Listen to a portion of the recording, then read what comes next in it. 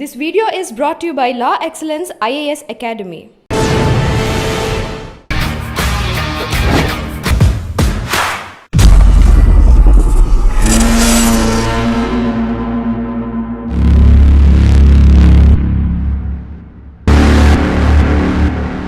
Sir Koneru railway స్టేషన్లో పార్వతీపురం నుంచి train వస్తుంది. ఆ ట్రైన్లో ఇంత క్యాష్ ఉంటుంది, సిఆర్పిఎఫ్లో వస్తున్నారు, వెపన్స్ ఉన్నాయని ఇన్ఫర్మేషన్ అలిగిలింది. దాదాపు 40 నిమిషాలు వాళ్ళు స్టేషన్లోనే ఎఫ్ఎన్ చేశారు. మరి పోలీసు ఎందుకు రీచ్ కాలేకపోయింది? ఇన్ఫర్మేషన్ అనేది మావోయిస్ట్ పార్టీకి అత్యంత బలాన్ని ఇచ్చేది ఏంటంటే మాస్ ఆర్గనైజేషన్స్, ఫ్రంటల్ ఆర్గనైజేషన్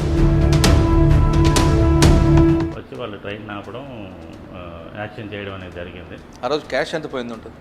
అది ఇప్పుడు దానికి రిటాలియేషన్ కూడా చేసినట్టున్నారు కదా మీరు. దాంట్లో ఒక పెద్ద దొంగతనం జరిగింది. హిందీ న్యూస్ పేపర్ చూసేసరికి దానికి ఒక గ్రీజ్ లాగా అది అంటుకొని ఉంది. వచ్చాక అది వాళ్ళ దగ్గర అమౌంట్ కొనుక్కోవడం అలా చేస్తారన్నమాట. సాంబశివరావు గారు కమిషనర్గా వచ్చిన తర్వాత టాస్క్ ఫోర్స్ మీరు వచ్చారు. వస్తేనే ఒక ఎన్కౌంటర్ అయింది ఇక్కడ, బ్యాంక్ ఆఫీసర్స్. అసలు కేసు ఏం జరిగింది? కొత్త ఉన్న పోలీస్ స్టేషన్లోని అది భీమిలి ఏరియా తీసుకెళ్ళి, అంటే లోన్ అమౌంట్ కడతామని చెప్తే ఈయన కారు వేసుకొని ఒక్కడే వాళ్ళతో పాటు వెళ్ళాడు. వెళ్ళిన తర్వాత ఎర్రమట్టి దెబ్బల ఏరియాకి వెళ్ళిన తర్వాత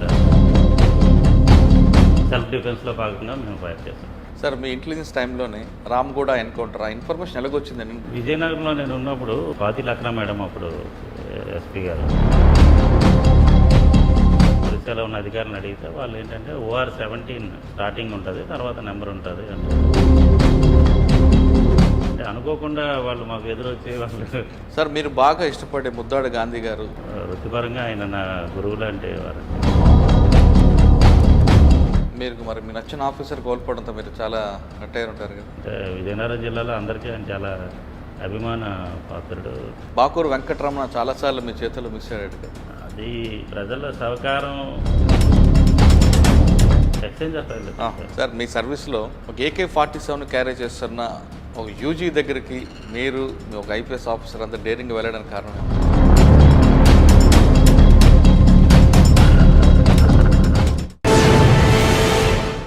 welcome to crime diaries.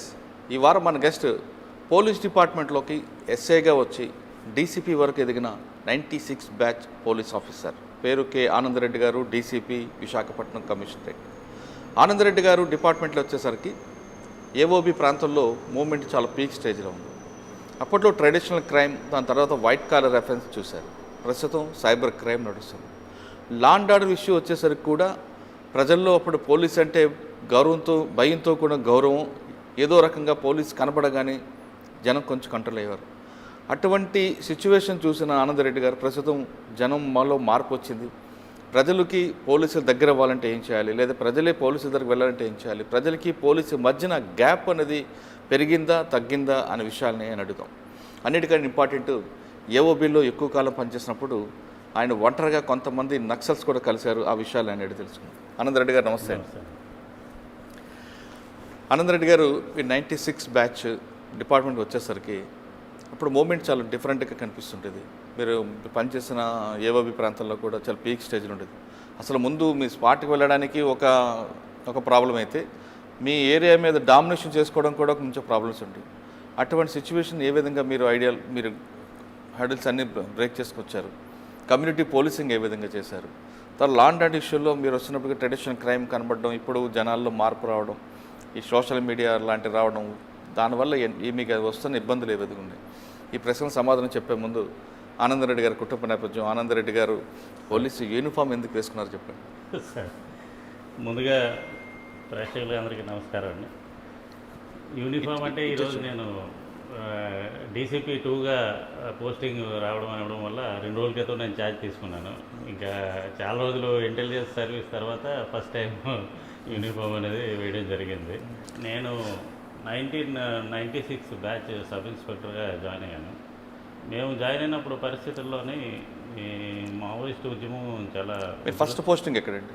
First posting నాది ఎల్విన్పేట. నేను గ్రే హ్యాండ్స్ ట్రైనింగ్ అయిన తర్వాత నాకు విజయనగరం జిల్లా ఎల్విన్పేటలో నాకు పోస్టింగ్ ఇచ్చారు. అప్పట్లో మనకి AOB డివిజన్ 2000లోనే ఫామ్ చేశారు. 1998లో నేను ఎల్విన్పేటలో జాయిన్ అయ్యాను. AOB ఫామ్ చేయకముందు 2000లోని ఈ ఏపీ స్టేట్ కమిటీలోని భాగంగానే మన ఈ ఆంధ్ర ఒడిశా బార్డర్ అంతా కూడా పనిచేస్తుంది. అదే అప్పుడు people's war party, people's war party. అప్పుడు నాగావళి దళం ఒకటి ఉండేది. నాగావళి దళం అప్పుడులో రాయగడ, మీకు చాలా ఐడియా, రాయగడ సబ్ డివిజన్ అని ఉండేది, అందులో నాగావళి దళం ఉండేది. అదేవిధంగా విజయనగరం జిల్లాలో కొండబారెడ్డి దళం, ఇలాగా 8 దళాలు అప్పుడు అక్కడతో ఆపరేట్ చేస్తుండేవి. సార్ మీరు పనిచేసిన అంటే లక్ష్మీ నరసింపేట, ఎల్ఎన్పేట, ఎల్విన్పేట, తర్వాత కురుపాం, ఆ ప్రాంతం అంతా కూడా డిఫరెంట్ కనిపిస్తుంది. ఒకవైపు ఒడిశా, ఒకవైపు ఆంధ్ర. అక్కడ ఎఫెన్స్ చేసి ఇక్కడ రావడం లేదు, ఇక్కడ ఎఫెన్స్ చేసి అక్కడ షెల్టర్ తీసుకోవడం, మధ్యలో నాగావళి, ఆ ట్రైబల్స్తో వాళ్ళు మమ్మకం అయిపోవడం, సీతంపేట లాంటి ఏరియాలో. మీకు అక్కడున్న ఛాలెంజ్ ఏ విధంగా ఉంటుంది? ఫస్ట్ పోస్టింగ్లో మీ అచీవ్మెంట్ ఏ విధంగా ఉందని? 1998లో నేను జాయిన్ అయ్యేసరికి, అంటే ఈ మావోయిస్టులు ఎప్పుడు కూడా మన 2 రాష్ట్రాల మధ్య జ్యూరిడిక్షన్ బార్డర్స్నే వాళ్ళు జ్యూరిడిక్షన్గా తీసుకుంటారు. వాళ్ళ తాలూకా ఉద్యమానికి అవసరమైనది ముఖ్యంగా వాళ్ళకి కావాల్సింది షెల్టర్. ఫస్ట్ థింగ్ షెల్టర్ అంటే దానికి దట్టమైన అడవులు కంపల్సరీగా ఉండాలి. అది మన ఏఓబి ప్రాంతంలో దట్టమైన అడవులు ఎలాగా ఉంటాయి. అది కాకుండా వాళ్ళకి టఫ్ టెరైన్ ఉంటే వాళ్ళకి హైడౌట్స్కి దానికి చాలా ఈజీగా ఉంటుంది అన్నమాట. అంటే మన ఏఓబి యావరేజ్ 1000 మీటర్స్ హైట్ ఉన్న హిల్లాక్స్తో కూడిన దట్టమైన అరణ్యం ఉన్న ప్రాంతం కాబట్టి మావోయిస్టుల ఉద్యమానికి అది టెరైన్ పరంగా అది చాలా అనుకూలమైన ఏరియా అన్నమాట. అందుకనే వాళ్ళు దాన్ని ఎంచుకున్నారు. రెండోది ఏంటంటే ఏఓబి అనేది ఏపీ స్టేట్ కమిటీకి, తర్వాత ఛత్తీస్గఢ్ ఏదైతే మావోయిస్టు ప్రాంతానికి కోర్ ఏరియా ఏదైతే ఉందో ఆ ఏరియాకి కనెక్టింగ్ ఏరియా అన్నమాట ఇది. అంటే త్రూ ఏఓబి వాళ్ళు ఏపీ స్టేట్ కమిటీ నుంచి ఛత్తీస్గఢ్లోకి వెళ్ళొచ్చు. కాబట్టి ఈ రెండింటికి కనెక్టింగ్ పార్ట్ ఒకటి వాళ్ళు చేయాలని 95 నుంచి కూడా వాళ్ళు ఏఓబి ఏరియాలోని ఒక స్పెషల్ జోనల్ కమిటీ ఫామ్ చేయాలని, దాన్ని డీకేజెడ్సీ స్థాయికి తీసుకెళ్లాలనే ఒక ప్రణాళికతోటి వాళ్ళు ముందుకి వెళ్ళడం అనేది జరిగింది. దానికి 98 నుంచి కూడా వాళ్ళు చాలా ప్రిపరేటరీ వర్క్ చేస్తుండేవారు. అందులో భాగంగానే 98లోని ఒడిశా రాయగఢలోని వాళ్ళ ఉద్యమం చాలా బలంగా ఉండేది. బీడీ ఆకులు అక్కడ ఎక్కువగా పండుతాయి, అలాగే పొగాకు రైతులు గిట్టుబాటు ధరలు, ఇలాగంటే ఎక్కడైతే ఏమైనా ఇష్యూస్ ఉంటాయో రాయగఢ జిల్లాలో ముఖ్యంగా ఏంటంటే నాన్ ట్రైబల్స్ ఎక్కువగా ల్యాండ్ లార్డ్స్గా ఉంటారు, ట్రైబల్స్ వర్కర్స్గా అక్కడ ఉంటారు. సేమ్ అదే గుమ్లక్ష్మీపురంలో కూడా అదే, ఈవెన్ దో అది 1 of 70 కింద వచ్చినా సరే ఏజెన్సీ ఏరియా కింద, బట్ కొంతమంది నాన్ ట్రైబల్స్ కంట్రోల్లో large part of the lands ఉండడం, ఈ గిరిజనులు అందులో పనిచేయడం, దానివల్ల ఇష్యూస్ ఎప్పుడైతే ఉన్నాయో అక్కడ మావోయిస్టులు ఆటోమేటిక్గా ఇష్యూని తీసుకొని బలపడడం అనేది జరుగుతుంది. దాంట్లో భాగంగా వాళ్ళు అక్కడ ముమ్మరం వాళ్ళ బలపరదం అనే పరిస్థితుల్లోని రాయగఢలో కొప్పడంగా అనే ఒక ఏరియాలోనే వాళ్ళు ఒక ప్లేనం అనేది ఒకటి ఏరియా అండి రాయగఢ దగ్గర కొప్పడంగు అనే ఏరియాలో ఓకే ప్లాన్ చేసుకున్నారు. దాని మీద ఆంధ్ర ఒడిశా పోలీసు జాయింట్ ఆపరేషన్స్లో భాగంగా దాంట్లోని మనం కంబైన్డ్ ఆపరేషన్ చేసాం. దాంట్లో వాళ్ళ తాలూకా ఏదైతే ప్లీనరీ ఉందో దాన్ని భగ్నం చేయగలిగాం. అప్పటితో వాళ్ళకి ఒక బ్రేక్ అనేది ఏఓబిలో వాళ్ళ ఇనీషియల్ ప్రయత్నాలకి ఒక బ్రేక్ అనేది పడింది. అందులోనే గాంధీ గారు, మీరు వినే ఉంటారు, ఎవరండి? గాంధీ గారు, ముద్దాడ గాంధీ అని సాలూరులో అదే ఆయన ఏరియాలోనే బార్డర్లోని రాయగఢలోనే అది జరిగిందన్నమాట. ఆయన అప్పుడు కొమరాళ్ళలో పనిచేస్తుండేవారు. మాకందరికీ ఒక రకంగా ఆయన గురువు అన్నమాట. అయితే ఆ ఎన్కౌంటర్ తర్వాత వాళ్ళు కొద్దిగా మళ్ళీ సర్దుకోవడానికి కొంత టైం పట్టడం, తర్వాత వాళ్ళు అక్టోబర్ 24, 2000లో ఏఓబి అనేది ఫామ్ చేశారు. ఎందుకంటే వాళ్ళకు ఉన్న స్ట్రాటజికల్ ఇంపార్టెన్స్ ఆ ఏరియాలోని వాళ్ళు బలపడాలి కంపల్సరీగా. అక్కడ వాళ్ళు బలపడితేనే స్టేట్ కమిటీకి, తర్వాత డీకేఎస్జెడ్సీకి ఒక కారిడార్ నిర్మించగలుగుతారు అన్నమాట. దాంట్లో భాగంగా వాళ్ళు అక్కడ ఏఓబి ఎస్జెడ్సీ అనేది ఫామ్ చేశారు అక్టోబర్ 24, 2000లోనే. అక్కడి నుంచి వాళ్ళు ఇంకా దళాలు ఫామ్ చేయడం, సైమల్టేనియస్గా ఎప్పుడైతే మావోయిస్ట్ స్ట్రాటజీ అనేది ఉంటుందో పోలీసు మేము కౌంటర్ స్ట్రాటజీ అనేది కూడా మేము ప్లాన్ చేస్తాం. అందులో భాగంగా మేము కూడా ముందుకెళ్ళాం. మాకు ట్రైనింగ్లో కూడా ఇంకా అంటే ఎక్కువ ప్రయారిటీ అప్పట్లో మాకు లాండ్ ఆర్డర్ కంటే ఏజెన్సీ ఏరియాలో వర్క్, తర్వాత యాంటీ ఎక్స్ట్రీమిస్ట్ వర్కే ఎక్కువ ప్రయారిటీ బేస్గా ఉంటుంది. సరే, ఎల్ఎన్పేట తర్వాత ఎక్కడికి వచ్చారు?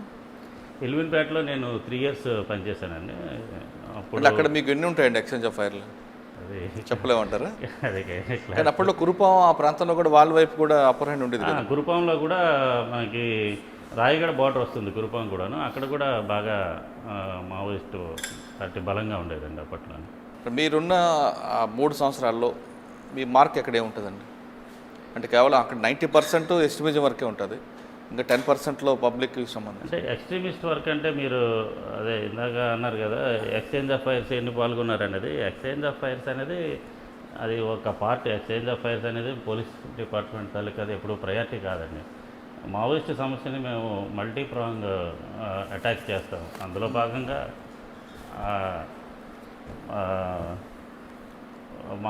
మావోయిస్ట్ అనేది నేనైతే సోషియో ఎకనామిక్ ఇష్యూగా భావిస్తాను. అంటే లాండ్ ఆర్డర్ ఇష్యూగా చూడదండి. లాండ్ ఆర్డర్ ఇష్యూ కాదు, సోషియో మల్టీ ఫ్యాక్టర్స్ ఉన్నాయి దాంట్లోని. ఆ సమస్య వచ్చిందంటే ముందుగా నాకు తెలిసి ఏదైనా వెనకబడిన ప్రాంతం కానీ, అలాగే ఆర్థికంగా వెనకబడి ఎక్కడైతే గిరిజనులు కానీ కొంతమంది అణిచివేతకు గురవుతున్నారో అటువంటి ప్రాంతాల్లో తొందరగా మావోయిజం అనేది ఇదవుతుంది. అదేవిధంగా ఎక్కడైతే అడ్మినిస్ట్రేషన్ రీచ్ కావడం అనేది కొంత గ్యాప్ వస్తుందో అక్కడ కూడా ఉద్యమం తొందరగా బలపడుతుందని నా ఉద్దేశం.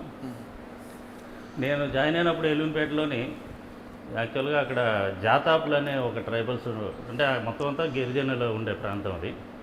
అక్కడ జాతాపులు, సవర్లు అని ట్రైబల్స్లో 2 గ్రూప్స్ ఉంటాయి. సవర్లు అనేవాళ్ళు కొద్దిగా హిల్లాక్స్ మీద ఉండి ఆర్థికంగా బాగా వెనకబడి, అంటే కట్టుకోవడానికి బట్టలు కూడా ఉండవు, తినడానికి తిండి కూడా ఉండదు, అందరితో ఎక్కువ కాంటాక్ట్లో కూడా రారు. వాళ్ళు హిల్ టాప్స్లో ఉంటారు, పోడు వ్యవసాయం చేసుకొని బ్రతుకుతుంటారు. వేరే జాతాపులు అనేవాళ్ళు ఏంటంటే కొద్దిగా చదువుకొని కొద్దిగా దిగువ ప్రాంతాల్లో ఉంటూ ఉద్యోగాలు చేసుకొని వాళ్ళు ఉంటారు. ఆ రకంగా మనకి ఈ సవర్లు అనేవాళ్ళు ఎప్పుడైతే వెనుకబడ్డదానానికి ఉన్నారో మావోయిస్టులు వాళ్ళని ఆ సెక్షన్ని వాళ్ళు దగ్గరకు తీసుకొని వాళ్ళ ద్వారా వాళ్ళు షెల్టర్స్ ఫామ్ చేసుకొని అక్కడి నుంచి వాళ్ళు బలపడుతూ మైదాన ప్రాంతాలకు వచ్చారు. యాక్చువల్గా మావోయిస్టు ఉద్యమం మీకు తెలిసిందే, అడవి నుంచి మైదాన పట్టణాల నుంచి ఢిల్లీ దాకా వాళ్ళు ఉద్యమాన్ని పాటించాలనేది వాళ్ళ తాలూకా ప్రణాళిక.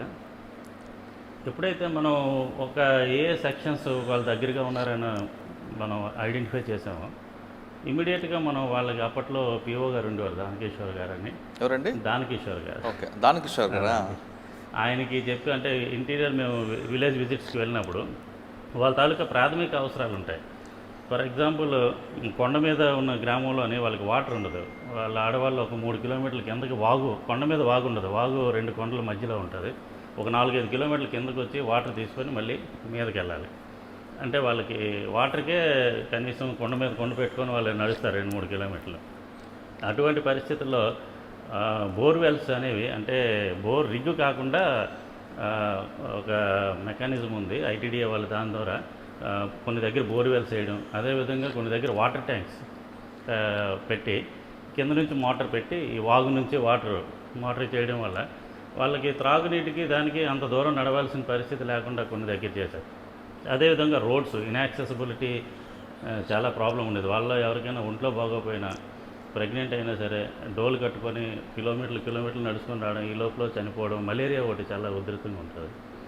కాబట్టి వాళ్ళకి మనం ఆర్థిక మెడికల్ సాయం ఏదైతే హాస్పిటల్స్ పంపించడం, లేదా భూమికి వెళ్ళినప్పుడు మేమే కొన్ని మెడిసిన్స్, అంటే అత్యవసరమైన మెడిసిన్స్, పారాసిటమాల్ కూడా వాళ్ళ దగ్గర ఉండదు, పారాసిటమాల్ కానీ ఇటువంటివి ఇచ్చి వాళ్ళకి ఎడ్యుకేట్ చేయడం, జ్వరం వస్తే ఇది వేసుకోవాలి అని వాళ్ళకి చెప్పి, అదే గ్రామంలో ఒక చదువుకున్న వాడికి కొద్దిగా మనం చెప్పడం, అలాగే పిహెచ్సి వాళ్ళని కూడా మాతో తీసుకెళ్ళేవాళ్ళం. అదర్వైజ్ వాళ్ళు వెళ్ళడానికి కూడా భయపడేవారు అన్నమాట. ఓకే, ఆ రకంగా అంటే వైద్యాన్ని కూడా వాళ్ళకి కొద్దిగా మనం అందించగలగడం.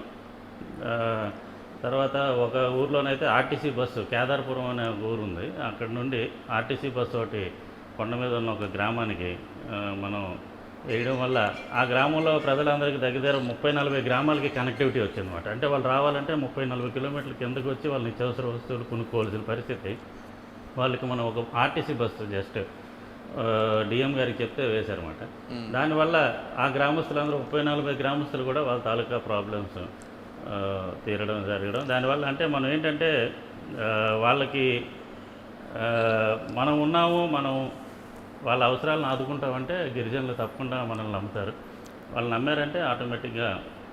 సార్, మీరు కమ్యూనిటీ పోలీసింగ్ ద్వారా అంటే ప్రజల్లోకి వెళ్ళాలి అనే భావంతో చాలా కార్యక్రమాలు చేపట్టినా కానీ అడపా ఆ ప్రాంతంలో ఏదో ఒక సంఘటన జరుగుతూనే ఉండేది కదా. బ్లాస్టింగ్లు జరగడం, బస్సులు తగలబెట్టడం. అవునండి. అంటే అది బ్లాస్టింగ్స్ అది అనేది ఏంటంటే ఎప్పుడైతే మనం ప్రజలకి దగ్గరగా అవుతూ మావోయిస్ట్ ఉద్యమాన్ని మనం దెబ్బతీసే ప్రయత్నం చేస్తుంటారు. మావోయిస్టులు ఆటోమేటిక్గా వాళ్ళ ఉనికిని చాటుకోవడానికి వాళ్ళు ఏదో ఒక యాక్షన్స్ చేస్తారు. యాక్షన్స్ చేసేలా భాగంగానే వాళ్ళు పూణేరు అనే రైల్వే స్టేషన్ దగ్గర 5-6 సార్లు వాళ్ళు బ్లాస్ట్ చేశారు. ఒకసారి రైల్వే స్టేషన్ రైలు నాపి గార్డుల దగ్గర తుపాకులు కూడా పట్టుకెళ్ళిపోయారు. నేను పార్థిపురంలో పనిచేసేవాడిని. ఏంటంటే ఎల్విన్పేట తర్వాత నేను పార్థిపురం టౌన్లో పనిచేశాను. పార్థిపురం అప్పుడే కూనేరు ఇష్యూ అయింది. సార్, కూనేరు రైల్వే స్టేషన్లో పార్థిపురం నుంచి ట్రైన్ వస్తుంది. ఆ ట్రైన్లో ఇంత క్యాష్ ఉంటుంది, సిఆర్పిఎఫ్లో వస్తున్నారు, వెపన్స్ ఉన్నాయని ఇన్ఫర్మేషన్ అలిగిలింది. కూనేరు రైల్వే స్టేషన్లో ఆ చుట్టుపక్కల నుంచి రావడం దాదాపు 40 నిమిషాలు వాళ్ళు స్టేషన్లోనే ఎఫెన్స్ చేశారు. మరి పోలీసు ఎందుకు రీచ్ కాలేకపోయిందండి? అంటే ఇన్ఫర్మేషన్ అనేది వాళ్ళకి మావోయిస్ట్ పార్టీకి అత్యంత బలాన్ని ఇచ్చేది ఏంటంటే mass organisations, frontal organisations. Frontal organisations ఏంటంటే ఏమంటాడంటే మావోయిస్టులు అనేది ఒక చేప లాంటి వాళ్ళు అయితే ఈ మాస్ ఆర్గనైజేషన్స్ అనేది ఒక వాటర్ అనమాట. అంటే వాళ్ళతోటే వీళ్ళు బతుకుతారు, వాళ్ళు ఉంటేనే వీళ్ళు బతకగలరు. కాబట్టి వాళ్ళలో భాగంగా ఫ్రంటల్ ఆర్గనైజేషన్ ఎవరైనా సరే రైల్వే స్టేషన్లో పనిచేసిన వాళ్ళు కూడా మావోయిస్ట్ సింపథైజర్ అయి ఉండొచ్చు, లేదా విజయనగరంలో ట్రైన్ బయలుదేరినప్పుడు అక్కడ కూడా ఎవరైనా మావోయిస్ట్ సింపథైజర్స్ ఉండొచ్చు. వాళ్ళు ఎవరైనా ఇన్ఫర్మేషన్ ఈజీగా వాళ్ళకి పాస్ ఆన్ చేస్తారు. ఆ రోజు ఏం జరిగిందండి? దాన్ని బట్టి అంటే వాళ్ళు మీకు ఎన్ని గంటలకు వచ్చింది, మీరు ఎంతసేపు రీచ్ అయ్యారు అక్కడికి? అంటే ఎప్పుడైతే మనకి వారోత్సవాల్లో భాగంగా అప్పుడు వాళ్ళు ఆ యాక్షన్ చేశారు, ఆ టైంలో మేము ఇటువంటి జరుగుతుందని ముందే ఊహించి కూంబింగ్ పార్టీస్ అవన్నీ కూడా పెట్టుకున్నాం. బట్ దగ్గరలో ఒరిస్సా ఉంది. కూనేరు అనేది ఒరిస్సా, రాయగఢకి మనకి చాలా బాగుంటుంది. ఇన్ఫ్యాక్ట్ రాయగఢకి దగ్గర మనకి చాలా దూరం. అక్కడ నుంచి వాళ్ళు ఒరిస్సాలో షెల్టర్ తీసుకొని ఎప్పుడైతే ట్రైన్ వస్తుందని సమాచారం వచ్చినప్పుడు ఆల్ ఆఫ్ సడన్ వాళ్ళు ఫారెస్ట్లోంచి, ఒరిస్సా వైపు ఉన్న ఫారెస్ట్లోంచి వచ్చి ఎంతమంది వచ్చారండి? ట్రైన్ సుమారు 30-40 మంది వచ్చి వాళ్ళు ట్రైన్ ఆపడం, యాక్షన్ చేయడం అనేది జరిగింది.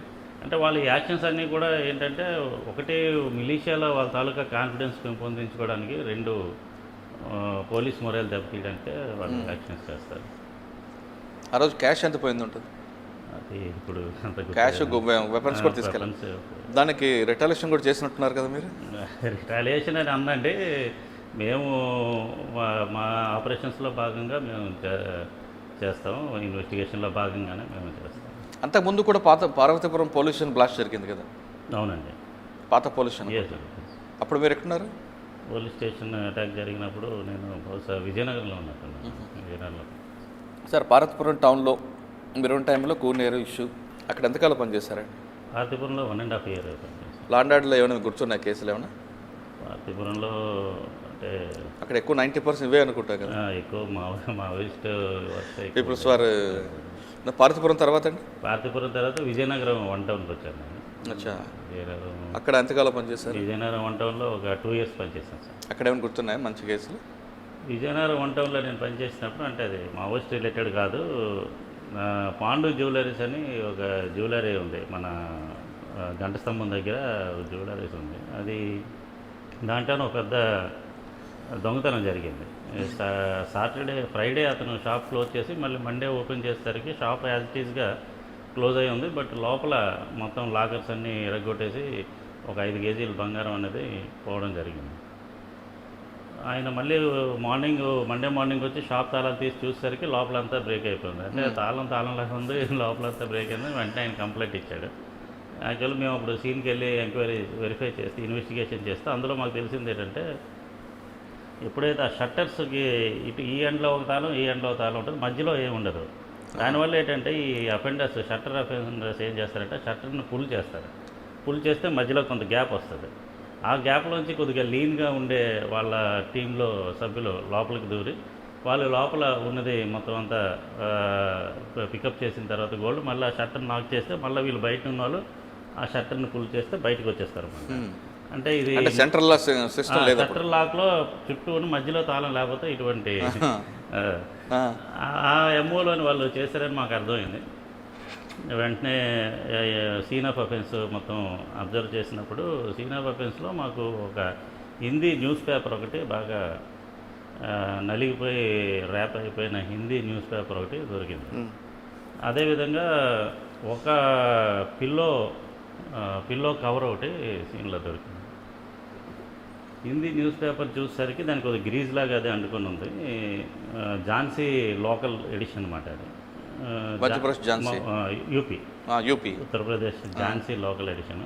అది చూసేసరికి మాకు అర్థమైంది ఏంటంటే ఎవరైతే ఎఫ్ఎస్ చేశారో somehow they are connected to UP అని అర్థమైంది. ఈ గ్రీజ్ దేనికి ఉందంటే వాళ్ళు జాకీస్ తీసుకొస్తారు. వన్స్ షట్టర్ ఫోర్స్గా పుల్ చేసిన తర్వాత ఈ జాకీస్ పెట్టి షట్టర్ని లేపుతారు. సపోర్ట్కి లేపి ఉంచుతారన్నమాట. అంటే సో దట్ కింద నుంచి వెళ్ళడానికి ఆ జాకీస్ వాళ్ళు అందులో తీసుకొని వచ్చారన్నమాట. తర్వాత పిల్లో కవర్ మాకు దొరికింది. ఆ కార్నర్లోని హోటల్ తాలూకా నేమ్ ఉంటుంది కదా, చూసేసరికి ఆ హోటల్ దగ్గరలో ఉన్న ఒక హోటల్. అంటే వీళ్ళు యూపీ నుంచి వచ్చారు, దగ్గరలో ఉన్న హోటల్లో ఎక్కడో దిగారని వెంటనే మీకు ఆల్రెడీ ఒక మా ఇన్వెస్టిగేషన్ ఇంకా అక్కడ నుంచి రూట్ దొరికింది. ఇంకా చుట్టుపక్కల ఉన్న హోటల్స్, ఆ ఎంబ్లమ్ ఉన్న హోటల్స్ ఏమున్నాయి అనేది వెరిఫై చేసాం.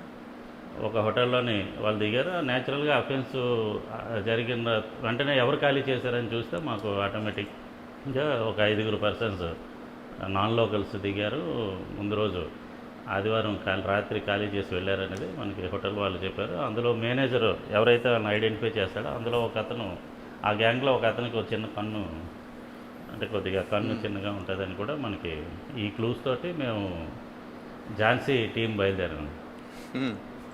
అక్కడ ఝాన్సీ అంటే యూపీ వెళ్ళాం. యూపీ నుంచి కాన్పూర్లోని ఈ కట్బిన్ సాహి అనే ఒక ఏరియాలోని ఇటువంటి అఫెన్స్, ఈ ఎంఓ చేసే అఫెండర్స్ ఎక్కువ ఉంటారు అన్నమాట. ఆ కట్బిన్ సాహి అనే ఏరియాలో దగ్గర నేను 1.5 months ఝాన్సీలోనే ఉన్నాను అన్నమాట. టీం పెట్టుకొని ఉండి ఇంకా వీళ్ళ గురించి, అంటే అక్కడ ఎక్కువ అందరూ ఇదే అఫెన్సెస్ ఉంటారు. అక్కడ ఆర్గనైజ్డ్ క్రైమ్ ఉంటుంది. అక్కడ ఏంటంటే కొంతమంది వీళ్ళకి శాలరీస్ ఇచ్చి, ఆ రోజుల్లో నెలకి 1 lakh అలా శాలరీస్ ఇచ్చి వాళ్ళని దేశంలో అన్ని ప్రాంతాలకి పంపించి దొంగతనాలు చేయించి వచ్చాక అది వాళ్ళ దగ్గర అమౌంట్ కొనుక్కోవడం అలా చేస్తారన్నమాట. అటువంటి మొత్తం అందరూ అక్కడ అటువంటి అఫెండర్సే ఉన్నారు. బట్ ఎవరనేది మనకు తెలియదు. ఓన్లీ డిస్క్రిప్షన్ బట్టే కానీ అదర్వైజ్ మనకు తెలియదు. 1 month అక్కడ నేను ఉన్నాను. ఉన్న తర్వాత అక్కడ మనం వచ్చినట్టు కూడా వాళ్ళకి ఇన్ఫర్మేషన్ కూడా చాలా ఈజీగా తెలిసిపోద్ది. మనకి ఎలాగైతే సోర్స్ ఉంటారో వాళ్ళకి కూడా సోర్సెస్ ఉంటారు. అందులో ఆర్గనైజ్డ్ క్రైమ్ కాబట్టి ఇంకా నెట్వర్క్ వాళ్ళు కూడా అబ్స్కాండ్ అవ్వడం ఇలా జరుగుతుంటే నాకు కాన్పూర్ పోలీస్ స్టేషన్స్లోనే ఇంకా నేను కూడా అక్కడ సోర్స్ని పెట్టుకోకపోతే పని అవుతాను. అక్కడ ఒక హోంగార్డ్ ద్వారా అక్కడ ఉన్న ఒక గ్రామ పెద్దని నేను, ఆ కట్బిన్ సాహి ఏరియాలో డిఫీటెడ్ గ్రామ పెద్ద మాట అతను, ఇప్పుడు పదవిలో లేడు, ఇంతకుముందు అక్కడ పదవిలో ఉండేవాడు. అతను నేను పట్టుకొని అతని ద్వారా నేను ఏ బ్యాచ్ అయితే విజయనగరం వచ్చి ఉంటుంది అనేది కనుక్కొని మా దగ్గర ఉన్న క్లూస్ పెట్టి అతను ఇంచుమించు వీళ్ళు చేసి ఉంటారు సార్ అనే ఆధారాలు ఇచ్చాడు. దాని మీద మేము అక్కడ లోకల్ పోలీసుల సాయంతో ఒక 2 అఫెండర్స్ని పట్టుకొని గోల్డ్ అంతా కూడా రికవర్ చేయగలిగాం. తర్వాత నేను విజయనగరం నుంచి ట్రాన్స్ఫర్ అయ్యి వచ్చిన తర్వాత కూడా మా టీమ్స్ ఆ సోర్స్ ఇచ్చిన ఇన్ఫర్మేషన్ మీద వెళ్ళి రికవరీ చేయడం, మొత్తానికి మ్యాక్సిమం రికవరీ చేయడం, అఫెండర్స్ అందరినీ పట్టుకోవడం అన్నది జరిగింది. సరే, ఎలా మీరు ఫస్ట్ పోస్టింగ్ ఎస్పీ ఎవరండి ఇప్పుడు విజయనగరంలో? మాదిరెడ్డి ప్రతాప్ గారండి. ఓకే. ఇక్కడ మీరు 1 town చేస్తున్నప్పుడు కూడా ఆయన ఉన్నారా? విజయనగరం 1 town చేసినప్పుడు నేను సౌమ్య మిశ్రా గారి దగ్గర పనిచేశాను, అలాగే స్వాతి లక్రా గారి దగ్గర.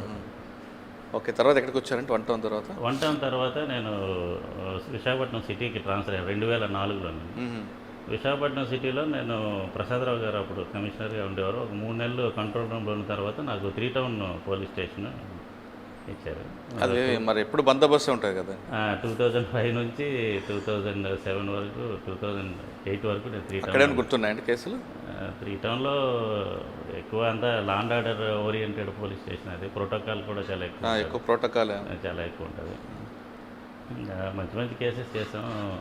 ఈ స్టేట్ బ్యాంక్ ఫ్రాడ్ కేసులు కొన్ని ఉన్నాయి, అవి కూడా పట్టుకున్నా. అంటే బ్యాంక్ లోన్స్ ఫ్రాడ్, ఒక చార్టెడ్ అకౌంటెంట్ ఒక ఆయన శ్రీనివాస్ అని ఆయన స్టేట్ బ్యాంక్ 2 crores 3 crores 4-5 బ్రాంచుల్లో చీట్ చేసి లోన్స్ తీసుకొని ఫేక్ డాక్యుమెంట్స్ తోటి అటువంటి కేసు ఒకటి, చాలా ఇంపార్టెంట్ కేసులు చాలా చేసింది. తర్వాత 3 town తర్వాత 3 town తర్వాత నేను టాస్క్ ఫోర్స్ చేశానండి. 2008 నుండి 2010 వరకు టాస్క్ ఫోర్స్. ఎవరండి అప్పుడు సిపి గారు? సాంబశివరావు గారు సిపి. ఇప్పుడు వచ్చారండి. సాంబశివరావు గారు కమిషనర్గా వచ్చిన తర్వాత టాస్క్ ఫోర్స్ మీరు వచ్చారు. వస్తేనే ఒక ఎన్కౌంటర్ అయింది ఇక్కడ, బ్యాంక్ ఆఫీసర్స్. అవును. అసలు ఆ కేసు ఏం జరిగిందండి? అంటే యాక్చువల్గా అది ఎన్కౌంటర్ కాదు, ఫోర్త్ టౌన్ పోలీస్ స్టేషన్లోని ఒక మర్డర్ కేసులోని 2 ముద్దాయిల్ని పట్టుకున్నారు. ఒక బ్యాంకు మేనేజర్ని Murder చేశారు. ఇద్దరు మర్డర్ చేశారు. అది భీమిలి ఏరియా తీసుకెళ్ళి, అంటే లోన్ అమౌంట్ కడతామని చెప్తే ఈయన కారు వేసుకొని ఒక్కడే వాళ్ళతో పాటు వెళ్ళాడు. వెళ్ళిన తర్వాత ఎర్రమట్టి దెబ్బల ఏరియాకి వెళ్ళిన తర్వాత ఆయన్ని వీళ్ళిద్దరూ కూడా అమౌంట్ పే చేయాలి. ఆయనకి డబ్బులు ఇస్తామని రమ్మని చెప్పి కారులో తీసుకెళ్ళి అక్కడ స్ట్రాంగులేట్ చేసి ఆయన చంపేసిన తర్వాత పెట్రోల్ పోసి ఆయన బాడీని కారులోనే పెట్టి బర్న్ చేయడం జరిగింది. దాని మీద వాళ్ళు రిలేటివ్స్ ఇచ్చిన కంప్లైంట్ మీద కేసు రిజిస్టర్ చేయడం, తర్వాత వీళ్ళు వాళ్ళని పట్టుకొని అరెస్ట్ చేయడం. ఇంట్రాగేషన్ చేసిన టైంలోని ఇన్వెస్టిగేషన్ టీంకి సహకరించడానికని సాంబశివరావు గారు నన్ను కూడా అసిస్ట్ చేయమని చెప్పారు. దాంట్లో భాగంగా నేను కూడా ఐఓతో పాటు వెళ్ళాం. అంటే మామూలుగా మా ఇన్వెస్టిగేషన్లో ఏంటంటే సీన్ ఆఫ్ అఫెన్స్ రీకన్స్ట్రక్షన్ చేయాలి, ఐఓకి అండర్స్టాండింగ్ గురించి, అంటే వాళ్ళు ఎలా చేశారనేది చెప్పాలన్నమాట. దాంట్లో భాగంగా వాళ్ళని తీసుకుని సీన్ ఆఫ్ అఫెన్స్కి వెళ్ళినప్పుడు వాళ్ళు ఆల్రెడీ కరుడు కట్టిన ముద్దాయిలు కాబట్టి పోలీస్ పార్టీ మీద, అంటే గీతం కాలేజ్ దగ్గర వాళ్ళు ఏదో న్యాచురల్ కాల్కి వెళ్తూ ఉంటే మనం ఆపడం జరిగింది. ఎక్కడ ఆపారండి? గీతం కాలేజ్ దగ్గర. గీతం కాలేజ్, ఓకే. అయితే వాళ్ళు రివోల్ట్ అయ్యి వెపన్స్ తీసుకొని ఫైర్ చేయడం, దాని మీద మనం చాలాసార్లు వాళ్ళని సరెండర్ అవ్వమని చెప్పినా సరే వాళ్ళు వెంబడకుండా ఫైర్ చేస్తే మనం సెల్ఫ్ డిఫెన్స్లో భాగంగా మేము ఫైర్ చేస్తాం. ఇద్దరు చనిపోయినట్లు? ఇద్దరు అందులో. ఓకే. తర్వాత అండి ఏం కేసులు ఉన్నాయి టాస్క్ ఫోర్స్? అదే టైంలో చాలా కేసులు జరిగాయి కదా టాస్క్ ఫోర్స్లో. చాలాగా అంటే సాంబశివరావు సార్ ఎక్కువ ఇది ఎన్ఫోర్స్మెంట్ మీద ఆయన బాగా దృష్టి పెట్టేవారు. గ్యాంబ్లింగ్స్ కానీ లేదా అప్పుడులో పైరసీ సీడీస్ చాలా ఎక్కువ ఉండేవి, పైరసీ సీడీస్, అలాగే గాంజా, డ్రగ్స్, ఇటువంటివన్నీ కూడా చాలా. కానీ ఆ ఎక్స్చేంజ్ ఆఫ్ ఫైర్ జరిగిన తర్వాత వైజాగ్ సిటీ కంప్లీట్ పీస్ఫుల్ అయిపోయినట్లుంది కదా? అదేం లేదండి, అంటే పీస్ఫుల్గా అయితే ఉంటుంది. అంటే అది ఒకటే కారణం కాదు, పోలీస్ తర్వాత కూడా ఇంకోటి జరిగినట్టుంది కదండి, ఇంకో ఎక్స్చేంజ్ ఆఫ్ ఫైర్ కూడా? లేదా, ఇంకెప్పుడు జరగలేదండి. అదే రెండేనా? 2008లో అయింది అది. ఓకే. టాస్క్ ఫోర్స్ సార్ ఎక్కడికి వచ్చారండి? టాస్క్ ఫోర్స్ తర్వాత నాకు ప్రమోషన్ వచ్చిందండి. ప్రమోషన్ వచ్చి నేను ఇంటెలిజెన్స్లోకి ట్రాన్స్ఫర్ అయ్యాను. ఇంటెలిజెన్స్లోనే నేను చాలా రోజులు, సుమారు 11 సంవత్సరాలు నేను ఇంటెలిజెన్స్లో ఉన్నాను. ఇంటెలిజెన్స్లోనే నాకు డిఎస్పీగా ప్రమోషన్ వచ్చింది. అక్కడే నాకు ఎడిషనల్ ఎస్పీగా కూడా ప్రమోషన్ వచ్చింది. తర్వాత ఎడిషనల్ ఎస్పీగా ఉంటూ విశాఖపట్నం సిటీకి నేను ట్రాన్స్ఫర్ అయ్యాను. సార్, ఈ 11 సంవత్సరాల ఇంటెలిజెన్స్లో ఏఓబి మీద ఎక్కడ ఏ చెట్టున్నా, ఎక్కడ ఏ పొట్టున్నా ఆనందరెడ్డి గారికి తెలియని ఇష్యూ లేదు అని చాలామంది చెప్తుంటారు. ఈ 11 సంవత్సరాల్లో మీకు బాగా గుర్తుండిపోయిన సంఘటనలు ఎన్ని ఉంటాయి? బాకూరు వెంకటరమణల అలియాస్ గణేష్ లాంటిని పట్టుకోవడానికి మీరు వేసిన స్కెచ్ ఏ విధంగా ఉంటుంది? హరి అన్నవాడు సరెండర్కి కారణాలు ఏమి ఉంటాయి? ఒక AK-47 క్యారీ చేస్తున్న ఒక వ్యక్తి దగ్గరికి మీరు ఒక ఐపీఎస్ ఆఫీసర్ సింగిల్గా వెళ్ళి వాళ్ళతో మాట్లాడడం వెనక ఉద్దేశం ఏంటి? ఇంటెలిజెన్స్లో చేసిన వర్క్స్ అన్నీ కూడా చాలా క్లాసిఫైడ్గా ఉంటాయి సార్. బేసికల్గా అంటే నేను జాయిన్ అయ్యే సమయానికి 2010లో నేను జాయిన్ అయినా. అప్పటికి మావోయిస్ట్ ఉద్యమం చాలా ఉధృతంగా ఉంది ఏఓబీలోని. కటాఫ్ అనే ఒక ప్రాంతాన్ని కూడా వాళ్ళు ఎంచుకొని, అంటే ఒరిస్సాలో ఉంటుంది అది, మల్కన్గిరికి మన మాడుగుల పెదబయలు మండలానికి దగ్గరలో ఉన్న కటాఫ్ అనే ఒక ఇన్యాక్సెసిబుల్ ఏరియా అన్నమాట. అది చుట్టూ వాటర్ బాడీస్ ఉండి మధ్యలో ఉంటుంది. ఆ ఏరియాలోని మావోయిస్టులు బాగా బలపడి అక్కడ నుంచి ఛత్తీస్గఢ్కి కానీ ఇటు ఏపీకి కానీ వాళ్ళ తాలూకా క్యాడర్ తాలూకా పనులు చేయడం, ఆ ఏరియాని ఆల్మోస్ట్ వాళ్ళు ఒక వాళ్ళ స్ట్రాంగ్ హోల్డ్ ఏరియాగా గెరిల్లా బేస్గా చేసుకునే ప్రయత్నాల్లోనే వాళ్ళు ఉంటున్నప్పుడు ఆ ఏరియాని తిరిగి మన కంట్రోల్లో తీసుకురావాలనే భాగంగా Andhra police, Odisha police joint కమాండ్గా ఫామ్ అయ్యి మేము, అంటే మావోయిస్ట్కి ఎలాగైతే బార్డర్స్ ఉండవో వాళ్ళు బార్డర్స్లోనే వాళ్ళు ఎక్కువగా ప్రాంతాన్ని ఎన్నుకుంటారు. ఎందుకంటే 2 రాష్ట్రాల మధ్య సమన్వయ లోపం కానీ ఏదైనా వాళ్ళకు అనుకూలంగా మలుచుకోవడానికి, దాన్ని అధిగమించడానికని మేము కూడా ఆంధ్ర ఒడిశా జాయింట్ కమాండ్గా ఫామ్ అయ్యి, అంటే ఏ ఆపరేషన్ చేసినా 2 రాష్ట్రాలు కలిపి చేయాలనే దీంతో ఇందాక నేను చెప్పినట్టు మల్టీ ప్రాంగ్స్ అటాక్ అండి. అంటే ఒక రకంగా ఇన్ఫ్రాస్ట్రక్చర్ డెవలప్ చేయడం ఆ ఏరియాలోనే. కట్ ఆఫ్ అనేది ఇన్యాక్సెసిబుల్. ఎందుకు ఇన్యాక్సెసిబుల్గా ఉండాలి? యాక్సెసిబిలిటీ, గవర్నమెంట్ అడ్మినిస్ట్రేషన్కి యాక్సెస్కి మనం కలిగించి గవర్నమెంట్ని ప్రజలకు దగ్గరగా చేసినప్పుడు ఎప్పుడు కూడా మావోయిస్టు అంత అభివృద్ధి చెందలేరు. ఇందాక నేను చెప్పినట్టు గుమ్మేశ్వర్లో కానీ కటాఫ్లో కానీ ఎప్పుడైతే జాన్బాయ్ మీద ఉన్న గురుప్రియ బ్రిడ్జ్ ఒడిశా ప్రభుత్వం నిర్మించిన తర్వాత ఒరిస్సా అడ్మినిస్ట్రేషన్ కటాఫ్లోకి ఎప్పుడైతే చేరువైందో ఆటోమేటిక్గా ప్రజలు ప్రభుత్వానికి దగ్గరయ్యారు. ఆ గురుప్రియ బ్రిడ్జ్ కట్టడానికి కూడా చాలాసార్లు అడ్డుకున్నారు. ముందుకున్న ఎస్ఆర్ పైప్ లైన్స్ బ్లాస్ట్ చేయడం, చిత్రకొండ వెళ్తున్నప్పుడు కొన్ని జరుగుతుండే కదా. అంటే వాళ్ళ స్ట్రాటజీలో భాగంగా ఏంటంటే అభివృద్ధి చెందిన ప్రాంతాల్లోని వాళ్ళకి ఉద్యమం తాలూకా పట్టు తక్కువ ఉంటుంది. కాబట్టి న్యాచురల్గా వాళ్ళు ఆ ప్రాంతం అభివృద్ధి కాకూడదని కోరుకుంటారు మావోయిస్టులు. అభివృద్ధిలో భాగంగా మనం రోడ్లు వేయాలంటే ఇమీడియట్గా రోడ్లు మెషినరీని వాళ్ళు కాల్చివేయడం మీరు చూస్తుంటారు. ఛత్తీస్గఢ్లో ఇవి మన రోడ్ రోలర్స్ కానీ రోడ్ లేయింగ్ మెషిన్స్ కాల్చడం కానీ, అలాగే మన జీకేవీధి ఏరియాలో కూడా చాలాసార్లు వాళ్ళు బంద్ చేయడం, అలాగే అధికారులు ఎవరైనా వస్తే వాళ్ళు థ్రెటన్ చేయడం, రానివ్వకుండా చేయడం, ఇటువంటివన్నీ వాళ్ళ స్ట్రాటజీలో భాగం. దాన్ని మనం ఏరియా డామినేషన్ ద్వారా మనం ఆ ప్రాంతాన్ని ముందు మన కంట్రోల్లో తీసుకురావాలి. తీసుకొచ్చిన తర్వాత మన డెవలప్మెంటల్ దీన్ని ఆ ప్రాంతానికి మనం తీసుకెళ్ళినప్పుడు ప్రజలు మన వైపు మారుతారు. ప్రజలు మారితే మావోయిస్ట్ పార్టీకి బలం ఉండదండి. అంటే ప్రజల సహకారం ఉన్న తర్వాత కూడా బాకూరు వెంకటరమణ చాలాసార్లు మీ చేతుల్లో మిస్ అయ్యాడు కదా.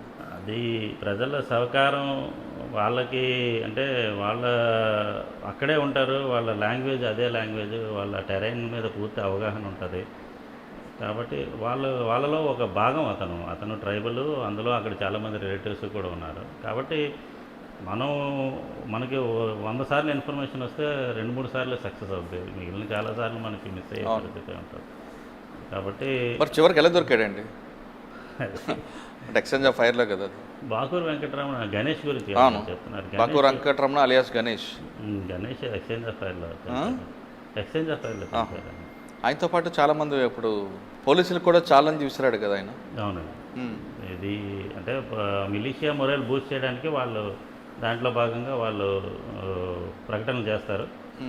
మనం దాన్ని ఎదుర్కొని మనం కూడా దాన్ని. సార్, మీరు చేస్తున్న ఆ పీరియడ్లో వాళ్ళ వైపు నుంచి ఎక్కడైనా జరిగే ఇన్సిడెంట్స్ ఇక్కడ ఏఓబీలో? చాలా చేశారు. ఏఓబీలో మావోయిస్ట్ విధ్వంసం చాలా చేశారు కదా. వాళ్ళు ముఖ్యంగా వాళ్ళు చేసేది ఏంటంటే మా పోలీసు ఇన్ఫార్మెంట్ వ్యవస్థ మీద దెబ్బ కొడదామని వాళ్ళు అందులో భాగంగా వాళ్ళు ఏంటంటే గిరిజనులే మాకు సోర్సెస్ అనుకొని వాళ్ళు అమాయకులైన గిరిజనులు చాలామందిని వాళ్ళు హతమార్చడం అనేది జరిగింది. మీకు మావోయిస్టులు ఇన్ఫార్మెంట్ పేరిట చాలామంది అమాయకులు కూడా నిజంగా చంపేశారు. యాక్చువల్గా మాకు ఇన్ఫార్మెంట్స్ ఎవరు వాళ్ళు కూడా కాదు, గిరిజనులు ఎవరు కూడా, అంటే వాళ్ళ అనుమానం కాకపోయినా సరే అనుమానం మీద వాళ్ళు చాలామందిని ఇన్ఫార్మెంట్స్ అని చంపడం జరిగింది. దాంట్లో భాగంగానే మేము కూడా వెంటనే ప్రోపగండా, అంటే గిరిజనులకి ఈ విషయం తెలియాలి. ఏదైనా మావోయిస్ట్ ఏఓబీ జెర్సీలోని గిరిజనులే అత్యధిక రిక్రూట్ అయిన వాళ్ళు, కమాండర్లు కానీ lower up to ACM rank వరకు కూడా అందరూ గిరిజనులే ఉంటారు.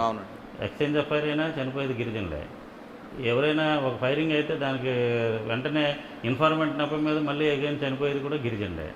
అంటే అక్కడ గిరిజనుల అభివృద్ధి గురించి వాళ్ళు అక్కడ ఉన్నామని చెప్తున్నారు, కానీ యాక్చువల్గా వాళ్ళ మీదే వాళ్ళు ప్రతీకారంగా తీసుకొని వాళ్ళని మట్టుపెట్టడం అనేది. అది సార్, ఈ లైన్ని వాళ్ళ మైండ్లోకి వెళ్ళాక ప్రచారం చేశారా? మరి చేసామండి. ప్రజలు కూడా అర్థం చేసుకున్నారు, గిరిజనులు కూడా అర్థం చేసుకున్నారు. వాళ్ళకి నిజంగా ఎవరు వాళ్ళ అభివృద్ధికి దోహదపడతారు అనేది వాళ్ళు తెలుసుకొని మార్పు అనేది మీకు కనబడుతుంది. సార్, మీరు ఇంత ప్రాపగండా చేసిన పబ్లిక్లోకి, అంటే కమ్యూనిటీ పోలీసింగ్ అంటూ ప్రజల్లోకి వాళ్ళ గిరిజనులకు ఎలాంటి సదుపాయాలు కల్పిస్తున్నా కిడారి సోము లాంటి హత్య జరిగినప్పుడు మనకి ఎందుకు రాలేదు ఇన్ఫర్మేషన్? అదే కిడారి సోము గారిది వాళ్ళ ఇది కూడా మనకి అప్పుడు కూడా వారోత్సవాలు జరుగుతున్నాయి. ఆ టైంలోని ఈ ఎమ్మెల్యే గారు గ్రామ సందర్శన అనేది ఒక ప్రోగ్రామ్ ఒకటి ముందుగా రిలీజ్ చేశారు. గ్రామ సందర్శన అంటే ప్రతి గ్రామానికి వెళ్ళి విజిట్ చేసి వాళ్ళు అక్కడ ప్రజలతో ఇంటరాక్ట్ అవ్వాలి. అది ప్రభుత్వ ప్రోగ్రాము. దాంట్లో భాగంగా ఆయన తన షెడ్యూల్ని ముందుగానే రిలీజ్ చేస్తారు. ఆయన అప్పటికే ఒక టార్గెటెడ్ పొలిటీషియన్ అయినా సరే ఆయన షెడ్యూల్ ముందుగా రిలీజ్ చేస్తారు. అప్పటికి మనం ఆయనకి అలర్ట్ చేయడం అనేది కూడా జరిగింది. అలర్ట్ చేసినా సరే ఆయన ఫస్ట్ థింగ్ ఏంటంటే పోలీస్ ఎస్కార్ట్ లేకుండా ఆయన వెళ్ళడం, ఆ ప్రాంతానికి వెళ్ళడం అనేది జరిగింది. తర్వాత ఏదైతే ఆ ప్రాంతం లివిటిపుట్ అనే గ్రామంలో ఇన్సిడెంట్ జరిగింది, గ్రామం దగ్గర, ఆ ప్రాంతం కూడా ఒరిస్సాకి బాగా అడ్జసెంట్. నందాపూర్ అది అరకుకు దగ్గర కదండి? అరకు కాదు, ఒరిస్సాకి బాగా దగ్గర అది. అంటే ఇన్సిడెంట్ జరిగింది అరకు లివిటిపుట్, డుమ్రిగూడ దగ్గర లివిటిపుట్ అనే గ్రామంలో జరిగింది. అది ఒరిస్సాకి చాలా దగ్గర, వాకు అనమాట. అక్కడ నుంచి దళాలు ఆల్రెడీ ఇన్ఫర్మేషన్ తెలుసుకున్న తర్వాత వాళ్ళు దగ్గరలో ఉన్నారన్నమాట ఒరిస్సాలో. కానీ ఒక రోజు ముందే వచ్చి ఉన్నారట కదండి ఒరిస్సాలోనే. ఒకరోజు ఉండడం కాదు, ముందుగా అందులో ఉన్న వాళ్ళు చాలామంది మన దగ్గర సరెండర్ అయ్యారు కదా. ఎర్లీ మార్నింగ్ నుంచి వాళ్ళు నడుచుకొని వచ్చి ఇన్సిడెంట్ అంటే ఈయన వస్తారన్న విషయం కూడా వాళ్ళకి ముందుగా తెలిసిన తర్వాత వాళ్ళు అక్కడి నుంచి క్రాస్ కంట్రీలో వచ్చి వాళ్ళు ఈ హేస్టీ అంబుష్ అంటారు, అది వేయడం జరిగింది. సార్ ఇప్పుడు ఇంత జరిగిన తర్వాత అరకు పోలీసు మీద దాడిని మనం ఏ విధంగా చూడాలండి ఆ ఇన్సిడెంట్ తర్వాత? నాయకులు వాళ్ళిద్దరూ కూడా ప్రజలు అక్కడ వాళ్ళ తాలూకా మొత్తం దేవుడు గారు కానీ ఆయన కానీ ఇద్దరు లోకల్ లీడర్స్, వాళ్ళ రిలేటివ్స్ చాలామంది ఉంటారు. పబ్లిక్ ఎమోషన్స్ ఆ టైంలోని వాళ్ళ నాయకులు ఇద్దరు ఎప్పుడైతే చనిపోయారని కానీ ఆటోమేటిక్గా అది పబ్లిక్ ఎమోషనల్గా ఆ టైంలో గిరిజనులు అనేవారు ఏంటంటే వాళ్ళు చాలా ఓపెన్గా ఉంటారు. వాళ్ళు ఆనందాన్ని పట్టుకోలేరు, అదేవిధంగా కోపం కూడా కానీ చంపింది వాళ్ళు కాబట్టి వాళ్ళ మీద తిరుగుబాటు చేయాలి కదా, పోలీస్ స్టేషన్ కాదు కదా. అంతే మరి వాళ్ళు అనేది మావోయిస్ట్ పార్టీ అనేది దొరకదు కదా వాళ్ళకి. పోలీసులు అంటే ఏంటంటే ఆ టైంలోని ఆ బాడీ తీసుకెళ్ళడం దాంట్లోని వాళ్ళు పోలీస్ స్టేషన్ ముందు నుంచి వెళ్ళడం, వాళ్ళకి వెంటనే ఆ రకంగా శనిగావేశంలో వాళ్ళు చేసిన. సార్ మీ సర్వీస్లో ఒక AK-47 క్యారీ చేస్తున్న ఒక యూజీ దగ్గరికి మీరు మీ ఒక ఐపీఎస్ ఆఫీసర్ అంతా డేరింగ్ వెళ్ళడానికి కారణం ఏమనుకోవచ్చు? లేదండి, నో కామెంట్ అండి. ఓకే, మీరు అక్కడ పనిచేస్తున్న టైంలో పోలీస్ అప్పర్ హ్యాండ్ అనేది రెండు రకాలు చూపిస్తున్నారు. మీరు పబ్లిక్తో మమ్మకం అనేది ఇంపార్టెంట్, ఎక్స్చేంజ్ ఆఫ్ ఫైర్లు ఇంపార్టెంట్ కాదంటారు. ప్రజల్లో దగ్గరలోకి వెళ్ళడం, ప్రజల్లో చేస్తున్న కార్యక్రమాల వల్ల మీకు మంచి ఇన్పుట్స్ ఏమైనా వచ్చాయండి? ఆ ఇన్పుట్స్ వల్ల ఒక దళం ఏమైనా మనకి అరెస్ట్ అవ్వడం కానీ, సైట్ అవ్వడం, వాళ్ళని పికప్ చేయడం అటువంటివి జరిగాయా? చాలా జరిగాయండి. అంటే ప్రజలు మీరు చూసి ఉంటారు, అంటే ప్రభుత్వం ప్రవేశపెట్టిన ఈ సరెండర్ పాలసీ అనేది కూడా మాకు చాలా దోహదపడింది. అంటే ఎవరైనా ఒక మావోయిస్ట్ ఏదైనా క్షణికావేశంలో పార్టీలో జాయిన్ అయిన తర్వాత కొన్నాళ్ళకి వాళ్ళ తాలూకా భ్రమలు తొలగిపోయి మళ్ళీ మెయిన్ స్ట్రీమ్లో జాయిన్ అవ్వాలన్నప్పుడు వాళ్ళకి దారి తెలియక వాళ్ళు చూస్తారు. అంటే ఏదైనా కేసుల్లో మళ్ళీ అరెస్ట్ అయితే సంవత్సరాల తరబడి జైల్లో ఉండిపోవాలేమో అని ఒక భయంతో కూడా చాలామంది సరెండర్ కాకుండా వాళ్ళ ఫారెస్ట్లోనే వాళ్ళ జీవితాన్ని ఉద్యమంలో కంటిన్యూ చేస్తారు. ఈవెన్ దో వాళ్ళ ఐడియాలజికల్గా కాన్ఫ్లిక్ట్ వచ్చినా సరే బయటికి రావడానికి హెసిటేట్ చేస్తారు. ప్రభుత్వం ఈ రకంగా సరెండర్ పాలసీలోని వాళ్ళకి ఈ రీహాబిలిటేషన్ అన్ని పెట్టడం వల్ల చాలామంది సరెండర్ అవ్వడం అనేది జరిగింది. ఉద్యమం మీద ఎవరికైతే కొద్దిగా విరక్తి కలిగిందో వాళ్ళు ఇమీడియట్గా రావడం అనేది జరిగింది. దానిలో భాగంగానే వాళ్ళ బంధువులకి మేము కౌన్సిలింగ్ చేయడం, వాళ్ళ బంధువులతో మాట్లాడి మీ వాళ్ళని సరెండర్ అయిపోతే తప్పకుండా ప్రభుత్వం రీహాబిలిటేషన్ కల్పిస్తుందని చెప్పినప్పుడు వీళ్ళు వెళ్ళి వాళ్ళకి మెసేజ్ కమ్యూనికేట్ చేసి కొన్ని పరిస్థితుల్లో ఒప్పించి వాళ్ళు తీసుకొచ్చి పెద్ద పెద్ద నాయకులు కూడా సరెండర్ అయ్యారు. దానివల్ల పెద్ద దెబ్బతాయి. మీకు పెద్ద నాయకులు సరెండర్ అయినా ఎవరండి? పేర్లు ఏమి గుర్తున్నాయి? సుధీర్ కాకుండా చాలామంది ఉన్నారండి. మల్కన్గిరిలోని సరెండర్ అయ్యారు. అదేవిధంగా ఏఓబీలో కూడా నందు అని వికాస్ అని ఒక ఆయన సరెండర్ అయ్యారు. అలాగే ఏఓబీకి అత్యంత సపోర్ట్ చేస్తున్న చాలామంది నాయకులు ఉన్నారు సరెండర్ అయ్యారు. అంటే మిలిషియా సభ్యులైనా ఈ మధ్య సరెండర్ అయ్యారండి? మిలిషియా సభ్యులు కూడా సరెండర్ అవుతున్నారండి. ప్రస్తుతానికి ఉద్యమం తగ్గుముఖం పట్టింది కాబట్టి ఇంక మిలిషియా కూడా ఇంకా వాళ్ళ అంటే ప్రస్తుతం ఏఓబీ పరిస్థితి అయిపోయింది ఉండొచ్చు. అంటే ఏఓబీలో ప్రస్తుతానికి ఉద్యమం చాలా తగ్గుముఖం పట్టిందండి. వాళ్ళ తాలూకా ఉద్యమాన్ని కూడా వాళ్ళు ఒరిస్సా నుంచి ఛత్తీస్గఢ్ దాకా వెళ్ళి అక్కడి నుంచి ఆపరేట్ చేస్తున్నారు. సార్ ఏఓబీ ముసుగులో ఏఓబీలో నక్సల్స్ ఉన్నారనే మూమెంట్ చూపిస్తూ ఈ గంజాయి సాగును కొంతమంది అప్పట్లో చేసేవారండి. అవునండి. వాటి మీద మీరు ఏమైనా ఫోకస్ చేశారు అప్పుడు? తప్పకుండా. ఇప్పుడు గిరిజనులకి గంజాయి సాగు అనేది ఎక్కువగా కటాఫ్ ఏరియాలో జరుగుతుంది. గంజాయి పండించడానికి వాటర్ అనేది చాలా ఎక్కువ తేమ ప్రాంతాల్లో ఉంటుంది. కటాఫ్లో అనుకూల పరిస్థితులు ఎక్కువగా ఉంటాయి కాబట్టి అది యాక్చువల్గా పోలీసులు కూడా అక్కడికి వెళ్ళలేని ప్రదేశం కాబట్టి గిరిజనులు దాంట్లో ఎక్కువ ఆదాయం వస్తుంది కాబట్టి కొంతమంది దళారులు కూడా వాళ్ళని ఎంకరేజ్ చేసి ఈ వ్యాపారం మీరు చేయండి మీకు ఎక్కువ ఆదాయం ఉంటుందని వాళ్ళని మభ్య పెట్టడం వల్ల కూడా వాళ్ళు ఈ కల్టివేషన్ అనేది యాక్చువల్గా ఒరిస్సాలోనే తీసుకున్నారు. బట్ ఎప్పుడైతే మనకి ఎవరైతే ఈ దళారులు ఉన్నారో బయట ప్రాంతాల నుంచి వచ్చి వాళ్ళకి డబ్బులు ఇచ్చి కొనుక్కోవాలి కదా, అమ్మిన తర్వాత పండించిన తర్వాత అమ్మడానికి ఒక వ్యక్తి కావాలి కాబట్టి వాళ్ళ మీద మేము కాన్సన్ట్రేట్ చేసి వాళ్ళ మీద కేసులు పెట్టడం, వాళ్ళని అరెస్ట్ చేయడం జరిగింది. దాని తర్వాత ఎవరైతే ఈ దళారులు అరెస్ట్ అయిన తర్వాత క్రమంగా తగ్గుముఖం పట్టింది. అదేవిధంగా వాళ్ళని ఎడ్యుకేట్ చేయడం కూడా జరిగింది. ఈ గంజాయి పంట నేరం అని కూడా వాళ్ళకి తెలియదు. యాక్చువల్గా నా ఏజెన్సీలో నా పొలంలో నేను పండించుకున్న తప్పు ఏంటని వాళ్ళు అంటే అడిగే పరిస్థితి ఉండేది. అవగాహన లేకపోతే ఇది నిషిద్ధమైన పంట, ఇది మీరు చేయకూడదని మనం అవగాహన కల్పించడం క్రమంగా అది తగ్గుముఖం పట్టిందండి. వాళ్ళకి కూడా మనం వేరే ఆల్టర్నేటివ్ జాబ్ వాళ్ళకి కల్పించాలి.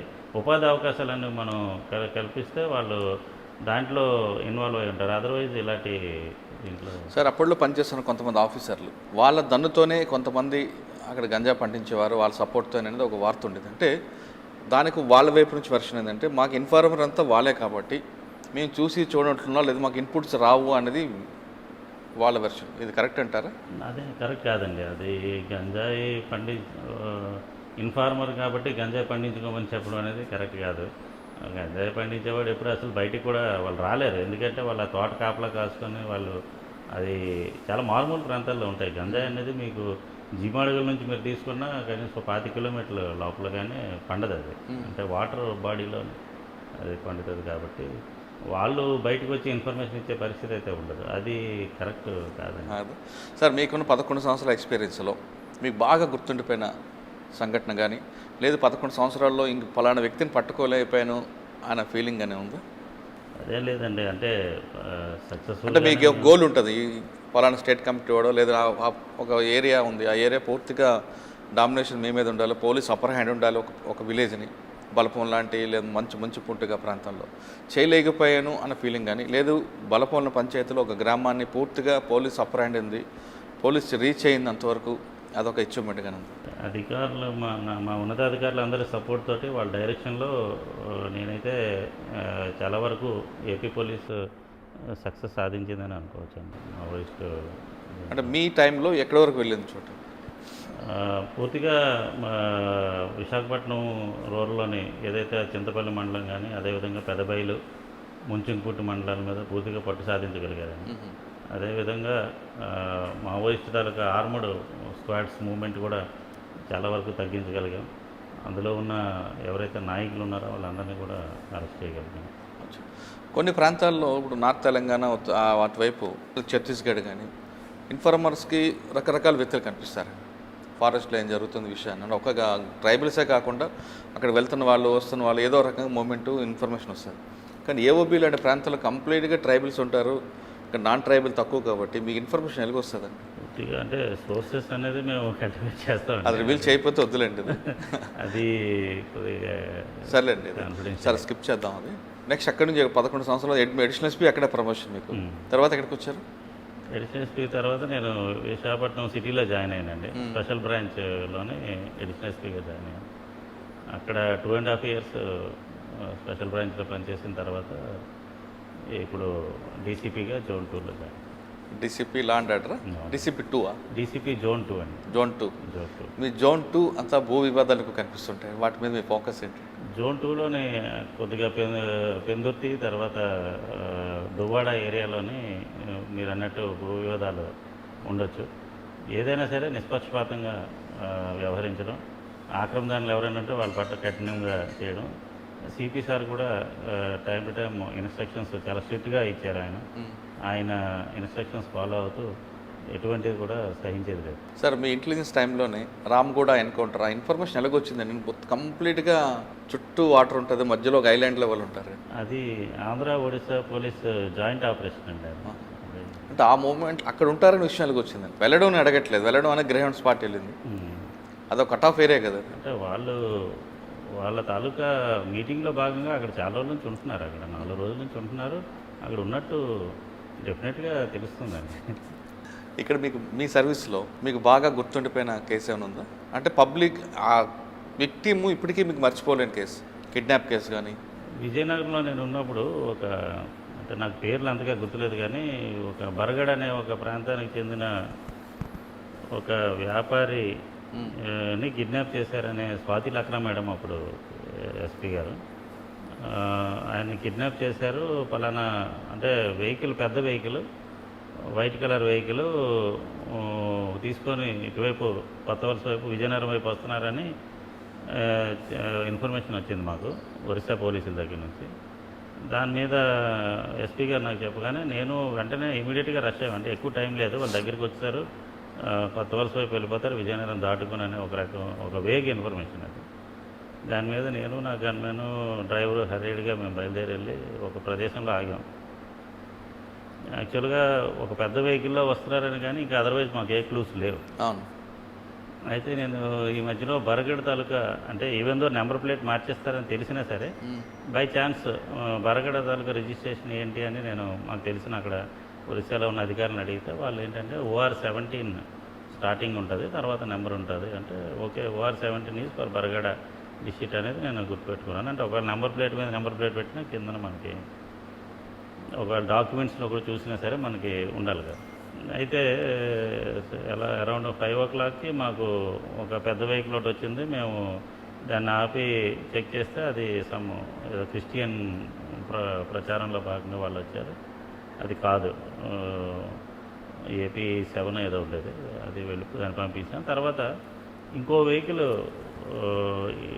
నా దగ్గరికి వచ్చి ఆగి వాళ్ళు రూట్ అడుగుతున్నారు, పార్తీపురం వెళ్ళాలంటే ఏంటని నాకే అడిగారు. అడిగితే చూసేసరికి వెంటనే నేను అది OR17 అనమాట. అందులో మధ్య సీట్లో ముగ్గురు కూర్చొని ఉన్నారు. నా గన్మెన్ డ్రైవర్ వైపు ఉన్నాడు, నేనేమో ఇటువైపు నుంచి వాళ్ళకి ఆ ముగ్గురు అందరికీ మీరెవరు ఏంటి అని మేము అడుగుతున్నప్పుడు మధ్యలో ఉన్న వ్యక్తి తన పేరు చెప్పాడు. పేరు చెప్పి మీరు యూనిఫామ్లో ఉన్నారు అప్పుడు? యూనిఫామ్లో నేను గుర్తులేదండి. గన్మెన్ ఉంటారు, గన్మెన్ కూడా గన్మెన్ కూడా అంటే AK-47 కదా, ఆయన గుర్తుపట్టలేదా? వాళ్ళు తెలిసే అడిగారు వాళ్ళు. అంటే నన్ను అడిగారు, గన్మెన్ చూడలేదు వాళ్ళు. నేను మఫ్టీలో ఉన్నాను, మఫ్టీలో యూనిఫామ్లో లేను, యాక్చువల్గా మఫ్టీలో ఉన్నాను. వాళ్ళు నాకు వచ్చి అడగగానే నేను చెప్తూ చూసేసరికి లోపల ఒక ముగ్గురు మధ్య సీట్లో కూర్చొని ఉన్నారు. మీరెవరు అంటే వాళ్ళు ఏదో పేర్లు చెప్పారు. మధ్యలో ఉన్న అతనికి బాగా కళ్ళు ఎర్రగా, అంటే మనం ఏడ్చిన తర్వాత ఎలాగైతే కళ్ళు అలా ఎర్రగా ఉంటే నాకు డౌట్ వచ్చింది, ఎందుకు ఈయన అదో డిఫరెంట్గా ఉన్నాడు. అంటే సమాధానం మామూలుగా చెప్తున్నాడు కానీ but somehow his feelings are artificial అనిపించింది. తర్వాత చూసరికి నెక్లోనే ఒక కర్చీఫ్ ఉందన్నమాట. ఒరిస్సాలు మామూలు కట్టుకుంటారు, అలాగా కొద్దిగా లూజ్గా అయ్యి. అంటే నాకు డౌట్ వచ్చి ఇదేదో ఇదని కొద్దిగా గట్టిగా అడిగాం. గట్టిగా అడిగితే వెంటనే హీ స్టార్టెడ్ క్రైయింగ్. మధ్యలో ఉన్న అతను ఏడవడం మొదలుపెట్టి, సార్ వీళ్ళు నాకు కిడ్నాప్ చేశారు సార్ అని చెప్తే ఇమీడియట్గా నేను గన్మెన్ వాళ్ళని కంట్రోల్లో తీసుకొని, అంటే అనుకోకుండా వాళ్ళు మాకు ఎదురొచ్చి వాళ్ళు చూసేసరికి ఆ రిజిస్ట్రేషన్ కూడా OR17 రిజిస్ట్రేషన్ ఉంది. అది వెతకపోయే తీగ కాలికి తగిలినట్లు. దాంట్లోని భాగంగా యాక్చువల్గా వాళ్ళ దగ్గర మేము 2 పిస్టల్స్ కూడా అప్పుడు కిడ్నాప్ చేశారండి. వెహికల్ కింద. అంటే అక్కడ బరగడలోనే వాళ్ళకి ఏవో బిజినెస్ డిస్ప్యూట్స్ ఉన్నాయి. అక్కడ ఈయన రైస్ మిల్ ఓనర్, ఈయన ఆ రైస్ మిల్ ఓనరు వాళ్ళేమో అక్కడ బరగడలోనే ఏదో ప్రత్యర్థి వర్గం, వీళ్ళకి బిజినెస్ ఉంది. అక్కడ కిడ్నాప్ చేసి వీళ్ళు ఇటువైపు పార్తీపురం వైపు తీసుకెళ్తున్నారు అనమాట. కొత్త వలస దగ్గర ఏదో ఎవరినో కలవాల్సి ఉంది, ఇంకా ఎక్కువ ఎక్స్పోజ్ అయింది, చంపేద్దామని వాళ్ళు మాట్లాడుకున్నట్టు ఈయన తర్వాత మాకు చెప్పాడు. ఈ మధ్యలో వాళ్ళు మాకు దొరకడం అనేది జరిగింది. ఆయన అయితే ఆ విక్టిమ్ అయితే మటుకు ఇప్పటికీ నాకు బాగా గుర్తుపెట్టుకున్నాను. తర్వాత నేను ఇంటెలిజెన్స్లో పనిచేసినప్పుడు ఒక ఇంట్రాగేషన్ గురించి నేను అనుకోకుండా బరగడ వెళ్ళాను. వెళ్ళినప్పుడు ఆ విషయం అతను తెలుసుకున్నాడు. యాక్చువల్గా అతను అక్కడ ఉంటాడని కూడా నేను మర్చిపోయాను. తెలుసుకొని అతనే వచ్చి, సార్ ఇలాగ అదే మీరు సేవ్ చేసిన మా అబ్బాయి. ఎక్కడ వస్తుందండి బరగడ? ఒడిస్సా, రాయగఢ తర్వాత ఇదే సెంట్రల్ ఒడిస్సా అండి, చాలా దూరం, Kandhamal district. Okay okay sir, మీరు బాగా ఇష్టపడే ముద్దాడ గాంధీ గారు వాళ్ళ చేతులు చనిపోయినప్పుడు మీకు తెలియగానే మీ రియాక్షన్ ఏంటి? ముద్దాడ గాంధీ గారు మాకు వృత్తిపరంగా ఆయన నా గురువు లాంటి వారండి. ఆయన యాక్చువల్గా హిట్ లిస్ట్లో ఉన్న ఆఫీసరు. వాళ్ళు పలు ప్రకటనలు చేశారు ఆయన మీద చాలాసార్లు. ఎలా జరిగిందండి ఇన్సిడెంట్? ఆయన్ని చంపుతామని వాళ్ళు చాలాసార్లు చేశారు. అదేవిధంగా వాళ్ళు చాలాసార్లు ఆయన మీద రక్కీ కూడా నిర్వహించారనే సమాచారం కూడా మా దగ్గర ఉండేది. చాలా అలర్ట్గా ఉండేవారు ఆయన. బట్ కోర్టు ఎవిడెన్స్ అనేది మాకు తప్పదు. పోలీసులోని ఇన్వెస్టిగేషన్ చేసిన తర్వాత కోర్టులోని మేము సాక్ష్యం చెప్పాలి. అవి ఏంటంటే ముందుగా ప్రీ షెడ్యూల్డ్ ప్రోగ్రామ్స్ అవి. కోర్టు ముందుగానే మనకి పలానా డేట్ చెప్పి ఆ డేట్కి రమ్మని సమనిస్తారు. కాబట్టి వన్స్ అది ప్రీ షెడ్యూల్డ్ ప్రోగ్రామ్ అవగానే ఆటోమేటిక్గా అందరికీ తెలుస్తుంది. ఇందాక మీరు అన్నట్టు వాళ్ళ తాలూకా మనుషులు ఎక్కడెక్కడ ఉంటారంటే ఎక్కడైనా ఉంటారు, కోర్టులో కూడా ఉండొచ్చు. కోర్టులో ఉన్నవాళ్ళు పలానా డేట్ని పలానా కేసులో గాంధీ గారు సాలూరు కోర్టులోని ఎవిడెన్స్ ఇస్తారని చెప్పడం వల్ల ఆ టైంలో అక్కడ ఉన్న యాక్షన్ టీము వాళ్ళు ఆ విషయం తెలిసి మావోయిస్ట్ పార్టీకి వాళ్ళు వెంటనే యాక్షన్ టీం ఫామ్ చేసి సాలూరు కోర్టు దగ్గర వాళ్ళు రక్కీ చేసుకున్నారు. ముందుగా ఆయన ఇంటి నుంచి కోర్టు, ఇళ్ళకి కోర్టుకి దగ్గర 1.5 కిలోమీటర్ ఉంటుంది, దగ్గరే నడుచుకొని వెళ్ళిపోవచ్చు. ఆయన ఇంటికి ఎంతమంది గన్మెన్స్తో వస్తాడు, ఎస్కార్ట్ ఎక్కడ ఉంటుంది, ఇవన్నీ కూడా ముందుగా చూసుకొని వాళ్ళు ఒక ప్రణాళిక పెట్టుకొని దాని ప్రకారంగా ఆయన చంపడం అనేది జరిగింది. కోర్టు హాల్లోనే ఆయన కూర్చున్నారు సాక్ష్యం చెప్పడానికి. వీళ్ళు వన్స్ కన్ఫర్మ్ అయిన తర్వాత గేట్ దగ్గర వాళ్ళు వెయిట్ చేస్తున్నప్పుడు మళ్ళీ కొద్దిగా ఇంకా వాయిదా టైం పడుతుంది ఆయన ఎవిడెన్స్ అన్నప్పుడు ఈయన బయటికి వెళ్ళడానికని మళ్ళీ వెళ్ళారు. బయటికి వెళ్ళినప్పుడు గేట్ దగ్గర ఉండి వాళ్ళు వెంటనే ఆయన్ని క్లోజ్ రేంజ్లోనే ఆయన్ని షార్ట్ చేయడం జరిగింది. వెంటనే ఆ ఇన్ఫర్మేషన్ తెలిసిన తర్వాత మన పార్టీలు ఎలక్ట్ అయ్యి వెళ్ళారు. కానీ అప్పటికే వాళ్ళ 4 యాక్షన్ టీము, వాళ్ళకి కవరింగ్ పార్టీ ఒక 2 ఉన్నారు. వాళ్ళు ఎటువైపు నుంచి వచ్చారంటే వాళ్ళు సుంకి వైపు నుంచి వచ్చారు. సాలూరుకి సుంకి అని ఒరిస్సా ఉంటుంది, ఆ సుంకి వైపు నుంచి పాచిపెంట సుంకి ఆ ఫారెస్ట్ ఏరియా నుంచి వచ్చారు. మీరు మరి మీ నచ్చిన ఆఫీసర్ కోల్పోవడంతో మీరు చాలా గట్టయ్యారు ఉంటారు కదా? చాలా బాధపడ్డామండి. అంటే విజయనగరం జిల్లాలో అందరికీ ఆయన చాలా అభిమాన పాత్రుడు. ఆయన అందరినీ కూడా మేము ఒక ఆదర్శంగా తీసుకొని మేము పనిచేసేవాళ్ళం. ఈరోజు నేను అంటే ఈ ఫీల్డ్లో ఇంత బాగా పనిచేయడానికి కూడా ఆయన కారణం. ఆయన దగ్గరే నేను చాలా నేర్చుకున్నాను. సార్, ఫైనల్గా చెప్పండి, 96 నుంచి ఇప్పుడు చాలా మార్పులు చేర్పులు వస్తున్నాయి. ప్రజల్లోకి పోలీసుకి మధ్యన గ్యాప్ ఉందంటారా, తగ్గిందంటారా, పెరిగిందంటారా? అప్పటికి ఇప్పటికీ ప్రజలకి పోలీసులకి మధ్య చాలా గ్యాప్ అయితే తగ్గిందండి. అంటే అప్పట్లాగే ఇప్పుడు లేదు కదా. మా పోలీస్ వ్యవస్థలో కూడా మా ఉన్నతాధికారులు కూడా చాలా వాళ్ళ నిర్ణయాల్లో భాగంగా ఫ్రెండ్లీ పోలీసింగ్ అనేది ఇప్పుడు మాకున్న అత్యంత ప్రాధాన్యత కలిగిన అంశం. ఫ్రెండ్లీ పోలీసులో భాగంగా పోలీసులు ప్రజలకి చేరువవ్వాలి, భయం లేకుండా మన దగ్గరికి ప్రజలు రావాలనేది ఒక. కానీ ఫ్రెండ్లీ పోలీసింగ్లో ప్రజల దగ్గర వెళ్ళడం, ప్రజలకి పోలీసు మధ్య గ్యాప్ లేకపోవడం కరెక్టే. కానండి ఆ ఫ్రెండ్లీ పోలింగ్ ఒకసారి మిస్ఫైరెంట్లుగా కనిపిస్తుంటుంది కదా? అదే లేదని అంటే ఇప్పుడు కూడా అంటే కొంతమంది ఆఫీసర్లు అది అర్థం చేసుకోలేక ఏమో కానీ కంప్లైంట్కి ఎక్యూజ్డ్కి ఇద్దరికి ఒకేలా ప్రయారిటీ ఇవ్వడం కూడా. ఫ్రెండ్లీ పోలీసింగ్ అనేది మనం బాధితుడి పట్ల కంప్లైంట్ పట్ల మనం ఫ్రెండ్లీగా ఉండాలి, కానీ ఎక్యూజ్డ్ పట్ల కాదండి. అది ఎవరు చెప్పలేదు. అలాగే ఎవరు కొంతమందికి అర్థమైంది ఆ విధంగా. చట్టపరంగా ఎక్యూజ్డ్ పట్ల ఎప్పుడు కూడా కఠినంగానే ప్రవర్తించాలి, వాళ్ళ మీద మనం కఠినంగానే యాక్షన్ తీసుకోవాలి. ఆ మెసేజ్ ఎప్పుడైతే వెళ్ళడం ఫెయిల్ అవుతుందో, పోలీసులు కఠినంగా వ్యవహరించట్లేదు అన్నప్పుడు ఆటోమేటిక్గా అక్కడ కొంత డిస్టర్బెన్స్ అనేది వస్తుంది. ఎక్యూజ్డ్ మీద మటుకు ఎట్టి పరిస్థితుల్లో రాజీ కాకూడదు. అంటే ప్రజలకి పోలీసు మధ్యన సంబంధాలు బాగానే ఉన్నాయంటారు? ప్రస్తుతానికి అయితే ప్రజలకి పోలీసుల మధ్య అంటే ధైర్యంగా కంప్లైంట్ చేయగలుగుతున్నారు ఎవరైనా సరే. పోలీస్ స్టేషన్ కూడా ధైర్యంగా రాగలుగుతున్నారు. సార్, ఇంకో క్వశ్చన్ అండి, డిపార్ట్మెంట్కి రావాలనుకున్న యాస్పిరెంట్స్కి మీరు ఇచ్చే మెసేజ్ ఏంటంటే? ఏపీ పోలీసులో పనిచేయడం అనేది ఒక ప్రెస్టీజియస్ ఆర్గనైజేషన్ అండి ఏపీ పోలీస్ అనేది. ఈవెన్ మన కంట్రీ లెవెల్లో చూసినా సరే మావోయిస్ట్ దీంట్లోనైతే మనకి నోడల్ ఏజెన్సీ ఏపీ పోలీసే రోల్ మోడల్ అన్నమాట కంట్రీకి. అదేవిధంగా మన సాయుధ బలగాలు ఏవైతే ఉన్నాయో అవన్నీ కూడా మిగిలిన సాయుధ బలగాల దేశంలోనే రోల్ మోడల్స్. కాబట్టి మన ట్రైనింగ్ని ఇప్పటికీ కూడా వాళ్ళు మన దగ్గర ట్రైనింగ్ తీసుకుంటుంటారు. అటువంటి ఒక సంస్థలో మనం పనిచేయడం అనేది ఎప్పుడు కూడా గర్వకారణం. దాంట్లో పనిచేయడానికి వచ్చిన ఏ అవకాశాన్ని కూడా యువత అనేవారు అది ఉపయోగించుకొని తర్వాత పోలీస్ వ్యవస్థలో పనిచేయడం అంటే మనం ప్రజలకి చాలా మన పరిధిలో మనం సాయం చేసే అవకాశం అనేది వస్తుంది. దాన్ని సద్వినియోగం చేసుకుంటే తప్పకుండా యువతకైతే నేను ఇచ్చేది ఏంటంటే పిలుపు, తప్పకుండా జాయిన్ అవ్వాలి. పోలీస్ వ్యవస్థలో పనిచేయడం అనేది ఒక అదృష్టంగా భావించాలి ఏపీ పోలీస్ నుంచి. ప్రజలకు సేవ చేయాలంటే ఖచ్చితంగా పోలీస్ డిపార్ట్మెంట్ రండి అంటున్నారు ఆనందరెడ్డి గారు. అది కూడా ఏపీ పోలీసులు రండి. ఇది దేశంలోనే ఒక రోల్ మోడల్గా ఉన్న వ్యవస్థ కాబట్టి మిగతా రాష్ట్రాలు కూడా ఏపీ పోలీసు యొక్క పనితీరుని, ఏపీ పోలీసుల యొక్క శిక్షణ నేర్చుకుంటున్నాయి కాబట్టి ఖచ్చితంగా ఇది ఒక అదృష్టంగా భావించి రండి అంటున్నారు ఆనందరెడ్డి గారు. ఇది వారం ఆనందరెడ్డి గారు ఎక్స్క్లూజివ్ ఇంటర్వ్యూ. వచ్చే వారం మరో గెస్ట్ మళ్ళీ కలుద్దాం. అంతవరకు నమస్కారం.